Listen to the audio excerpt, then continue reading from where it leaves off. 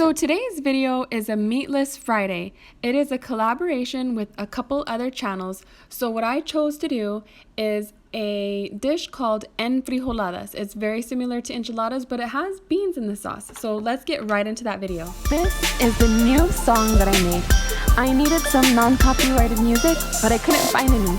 So I had to make my own, and I have no idea what I'm doing. Alright guys, the meatless filling for this recipe is potatoes.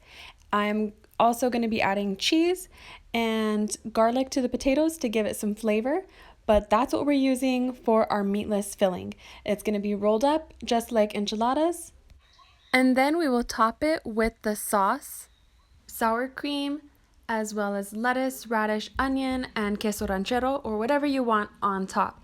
And to get things started, the first thing that we have to do is peel the potatoes. Then I chop them. Hey, it worked! Now I'm gonna put them all into this pot and I will take them to the sink. I've got to rinse them off because I had them peeling. I had them all the peels on the cutting board and I didn't wash them before I peeled them. To make sure that we get a lot of flavor into the potatoes, I'm gonna go ahead and add these spices to them. It's 2 bay leaves, a garlic clove that I crushed, and about a half tablespoon of pepper. I'm just adding it straight to the water as these come up to a boil. Also, I used regular temperature water, not hot water, to help the potatoes come up to a boil evenly. And while the potatoes are cooking, I want to say thank you to Tina at Striving for the Simple Life for putting this collab together. She's really cool about doing all these collabs, and so thank you, Tina. You're the best. Please go check out her channel. A quick check-in on the potatoes, and I'm going to mention the other channels that are also taking part in this collaboration. So the first one is Harmony Homestead. Then there's Organic Raw Roots Farm. Also joining us is Runneth Over Garden and Life, as well as Vanquish Cooking. And we're all doing a Meatless Friday Hispanic cooking collab. So be sure to go check out their channels. I will put links in the descriptions below to all of their channels so that you guys can check them out. So now that the potatoes are done cooking, I'm going to put the water out. And now is the perfect time to add the salt. And if you guys are wondering about my salt shaker, it's a mason jar. And what I did is I cut off the top of one of those kosher salt cylinder one-time use things. I just cut it off with a box cutter and I put it right into the lid, the ring, and I just screwed the top on like that. The Parmesan lids also work well, which I use for the carpet sprinkle powder stuff. But this is what I did first because I don't go through much of that Parmesan cheese stuff. And the next step is to smash the potatoes and add the cheese. And I forgot to push record on to grab the video for that. So here I'm just trying to bury the cheese so that it can melt. And I'm going to set it aside to melt. Okay, so we're gonna need beans and enchilada sauce. If you have these already, it'll be a lot easier because you basically just mix it. I would use half of this and half of this.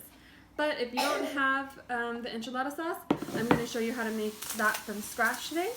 So I have about 5 chile guajillo or Nuevo Mexico, I'm not sure. I'm gonna use 2 tomatoes and a couple of these. This is about 4, and a slice of onion. We're also going to be using salt. So the first thing that we're going to do is take out the seeds of these. So to take the seeds off of our chilies, we're going to start just by breaking this off. And usually your chilies aren't going to be this dry. I have mine in a mason jar, and you would think that they would stay pretty fresh, but I don't really think that it affects the flavor too much if it's not super fresh. So I just work with them and pulling out the seeds just like that, trying not to get it all over the place. I slide my finger up just like that and pull out the seeds. And you don't have to get all of them, but I think it gives a little bit of a different flavor sometimes, and they say it makes it spicier if you have the seeds. I don't know if that's the truth or not, but and then I'm gonna go toast these. to this on the stove.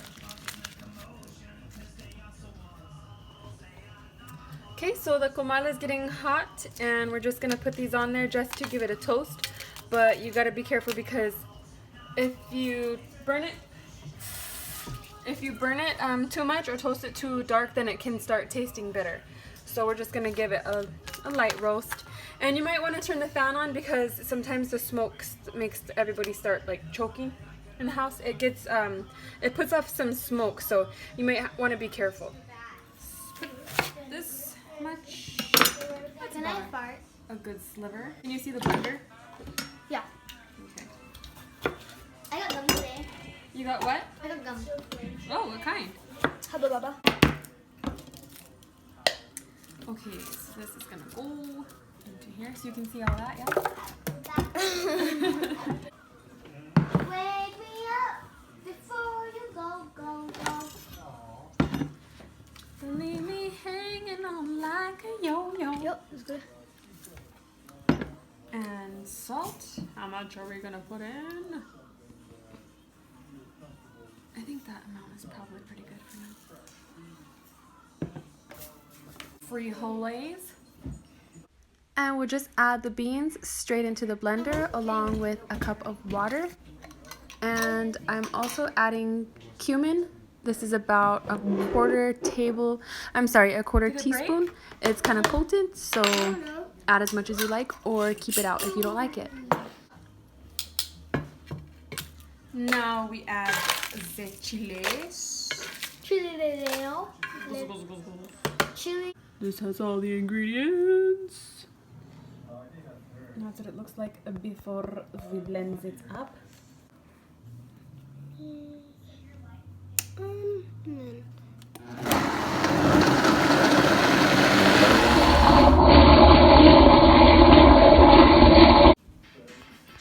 Alright, I'm going to be adding about this much more frijoles.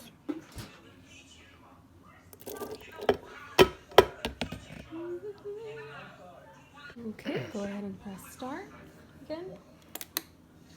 Turn it on, come on, babe. Alright, so once the salsa is done, the next thing that you gotta do is start putting your tortillas into just a little bit of oil. You don't want to leave it into the oil too long to the point that it gets overcooked. If you cook it for too long, what's gonna happen, instead of getting softer, it's gonna start getting more rubbery. Not rubbery, but you're gonna have to like cut it or rip it with your teeth. It's not gonna be soft. You just wanna loosen them up and get them soft. On to the next step, which is chopping up the veggies. So you can put whatever you want on top. I waited to put avocado on so that it would look nice and be a nice plate at the end, but the avocados were not ready, so we're gonna do without it today. I'm just shredding up this lettuce. We like to put it on top, and I like to shred it pretty thinly so that way it's not, I don't know, to me I just like it that way better. So you can do it however you want it. And in addition to the lettuce, I'm putting radish and just a little bit of onion as well. Alright, so now what we're going to do with the oil left over from the tortillas, we're going to add the salsa in there and fry it. And this salsa is a lot creamier because of the frijoles, because of the beans, and it just makes it a lot creamier. So it's very similar to enchilada sauce, but you gotta just give it a try. It's a great way to use like leftover beans or just thicken up your salsa. And you can add a little bit of water if you want to. I think mine was a little bit too thick. And also check for salt. So I did add a little bit more salt, and I brought it up to a simmer, and we're ready to serve. And my helper Split, she grabbed a bowl, grabbed a tortilla, and she's tearing it up over here. So I guess we got the thumbs up on this one. You like it? I love it. You're just eating the enchilada sauce with the tortilla? You don't want the potatoes? Alright, so to plate up, you're just going to put a little bit of the potato inside the tortilla and roll it up. And you can put as many to a plate as you want.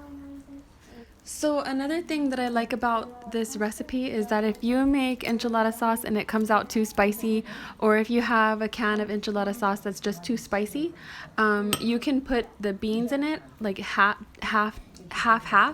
or whatever ratio you want, and that'll help it, dilute it. and you just add the salt and whatever spices to it so that you don't lose the flavor. You can just lose the spiciness. So yeah, that's a pretty cool kitchen hack. You don't have to worry about ruining your enchiladas. Just make enfrijoladas and impress everybody. But okay, so now it's time to put the salsa onto the top of our enchilada or enfrijoladas. And again, I'm using an insanely small spoon. I don't know why I do this to myself, but just put as much as you like. I want to put a lot because this salsa is really good. Your Honor, that was perfect. That was actually. And then the last thing is all the toppings. So I put sour cream, wipe off that spot, and put lettuce, as well as radish if you like it, and some onion. And I also put the queso ranchero, and that's it. We're ready to serve it. And here's the pictures in the good lighting. I really hope that you guys like this recipe and give it a try. Don't forget to check out the channels that did the collaboration with me. Real quick, that's Tina at Striving for the Simple Life. She's always doing really cool collaborations and she's so sweet. There's Harmony Homestead. Don't forget to check out Runneth Over Garden and Life, Organic Raw Roots Farm, Vanquish Cooking, and I will leave all of the links in the description below. Thank you guys so much for watching. This is the new song that I made. I needed some non-copyrighted music, but I couldn't find any, so I had to make my own, and I have no idea what I'm doing.